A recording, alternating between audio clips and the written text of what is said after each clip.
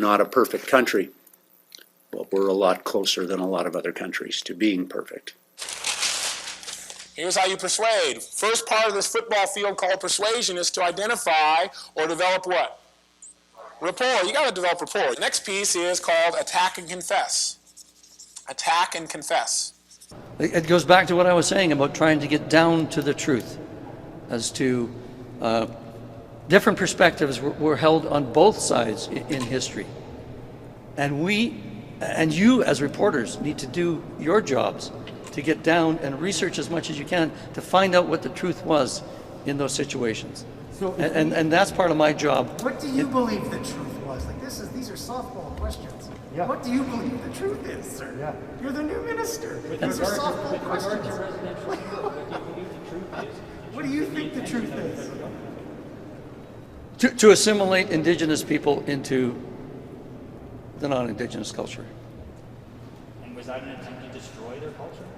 Part of the persuasive process. You must attack and confess. Well, at the time, I think the intent was there to, they thought they were doing the right thing. In retrospect, it's easy to judge in the past. But at the time, they really thought that they were doing the right thing. I'm saddened by the fact that it took so long for individuals to recognize that process wasn't working and it wasn't the right thing to do. Were they trying to destroy the lives of Indigenous people and their communities and their language and culture? Even if they thought it was the right thing, they thought they were doing the right thing, do you think they were trying to destroy and expunge the identities, the culture, the language of Indigenous people? So all you have to do is put somebody in a yes state. That's persuasion. Put them in a yes state. Put them in a behavior, an internal feeling where they want to say yes. And then ask them to do something you want them to do, and they'll respond that way. From my knowledge of it, the residential school system was designed to take Indigenous children and give them the skills and abilities they would need to fit into society as it moved forward. So, do you think that was the policy? Do you think that was the intention of the federal government to do that? To just give them I am an honorary witness for the Truth and Reconciliation Commission. I listened to the stories of the survivors. yes. And I cannot accept you saying what you just said about residential schools. It was the express intent of residential schools to kill the Indian in the child. It is not cultural relativism, it is not revisionist history for us to say that that was wrong. Any right-minded person at the time should have known that it was wrong. Attack and confess means you know you're going to hear money and time.